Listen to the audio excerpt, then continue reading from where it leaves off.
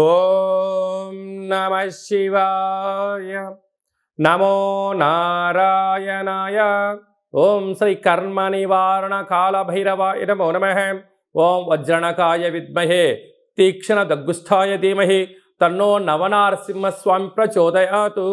హరి ఓం. మా ఛానల్కి స్వాగతం. చూస్తున్న వీక్షకులకు ప్రేక్షకులకు ప్రియ కాళ భైరవ భగవంతులకి స్వాగతం పలుకుతూ మమ్మల్ని ఎంతగానో ఆదరిస్తూ ఉండబడినటువంటి ప్రియ సోదరీమణులకు స్వాగతం పలుకుతూ సనాతన ధర్మ సంరక్షకులకు అలాగనే జ్యోతిష్య అభిమానులకు స్వాగతం పలుకుతూ 16/5/2024 నుండి 31/5/2024 వరకు పుట్టినటువంటి వారందరికీ కూడా ముందస్తుగా జన్మదిన శుభాకాంక్షలు. గతంలో వివాహం చేసుకున్న వారికి వివాహ వార్షికోత్సవ శుభాకాంక్షలు. మనకు వైశాఖ మాసం అనగానే పండగలకు కొదవలేనటువంటి మాసము కనుక అన్నవరంలో సత్యనారాయణ స్వామి యొక్క కళ్యాణము, స్వామివారిని స్మరించడం, ధ్యానించడం, వీలైతే ఇంట్లో మనం సంవత్సరానికి ఒక్కసారైనా శ్రీ రమా సహిత సత్యనారాయణ స్వామి వ్రతాన్ని ఆచరించుకోవడం వలన స్వామి యొక్క ఆశీస్సులు ఉంటాయి.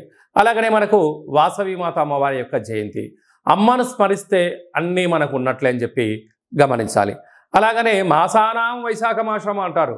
వైశాఖ మాస పూర్ణిమ తిథి యందున అరుణాచల స్వామివారి యొక్క గిరి పర్వత ప్రదక్షిణ చేసినట్లయితే సర్వము శుభప్రదమే అని చెప్పి గమనించాలి. ద్వాదశ రాశుల్లో గ్రహ గమనాలు ఒకసారి వీక్షింపచేద్దాం.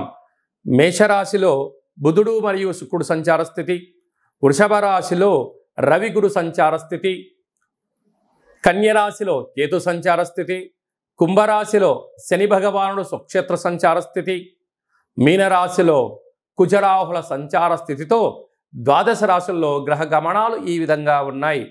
12 సంవత్సరముల తర్వాత శుక్ర భగవానుడు స్వక్షేత్రమైనటువంటి వృషభ రాశిలోకి ఈ 20వ తారీఖున మే నెలలో సంచరించడం జరుగుతుంది. అక్కడ విశిష్టత ఏమిటయ్యానగా 12 సంవత్సరముల తర్వాత దేవగురు బృహస్పతి వృషభ రాశిలో సంచారం చేయడం, గురు శుక్రులు అక్కడే సంచారం చేయడం, అక్కడే రవితో కలిపి ప్రయాణం చేయడం అనేటువంటిది ఒక రకమైనటువంటి గ్రహ సంచార స్థితి అని చెప్పి గమనించాలి. వృషభ రాశి వారికి శుక్ర భగవానుడు స్వక్షేత్రకంగా ఉంటూ వృషభ రాశిలో రవి గురువు చేత సంచారం చేయనప్పుడు ఎలాంటి ఫలితాలు ఉంటాయో ఈ వీడియోలో సవివరంగా సంపూర్ణంగా తెలుసుకుందాం. వృషభ రాశిలో ఏ నక్షత్రాలు వస్తాయనగా కృతికా నక్షత్రంలోని 2, 3, 4 పాదాలు, రోహిణి నక్షత్రంలోని 4 పాదాలు, మృగశిర నక్షత్రంలోని 1, 2 పాదాలను కలిపితే వృషభ రాశి. వృషభ రాశి యొక్క అధిపతి శుక్ర భగవానుడు.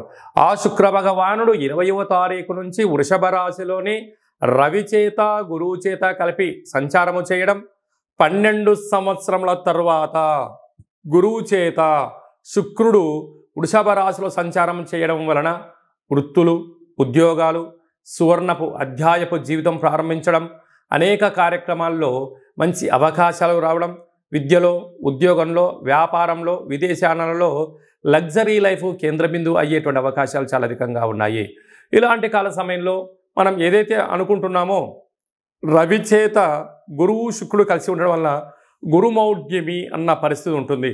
ఇలాంటి కాల సమయంలో మీరు ఎంత బరువు అయితే ఉంటారో అంత బరువు కలిగినటువంటి గోధుమలను తులాభారంగా చేసి ఆ గోధుమలను శివుడికి రుద్రాభిషేకం చేసుకొని గోమాతకు పెట్టడం, పశుపక్షాదులకు సమర్పించుకోవడం, నీటిలో సమర్పించడం, పావురాలకు వేయడం వల్ల దోషం తొలగిపోతుంది.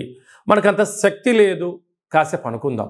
ఆ యొక్క పచ్చటి గడ్డిని, గోధుమ గడ్డిని కానీ పచ్చటి గడ్డిని కానీ తులాభారం వేసి ఈ గడ్డిని గోమాతకు సమర్పించడం వలన గ్రహదోషం తొలగి గ్రహయోగం కలుగుతుందని చెప్పి గమనించాలి.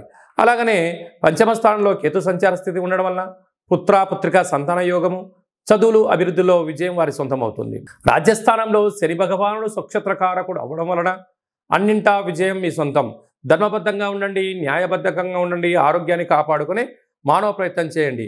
లాభస్థానంలో కుజరాహుల కలయిక భూమి వ్యాపారాలు, వాహన వ్యాపారాలు, సెన్సెక్స్, షేర్లు, వస్త్ర వ్యాపారాలు యోగదాయకం అని చెప్పి గమనించాలి.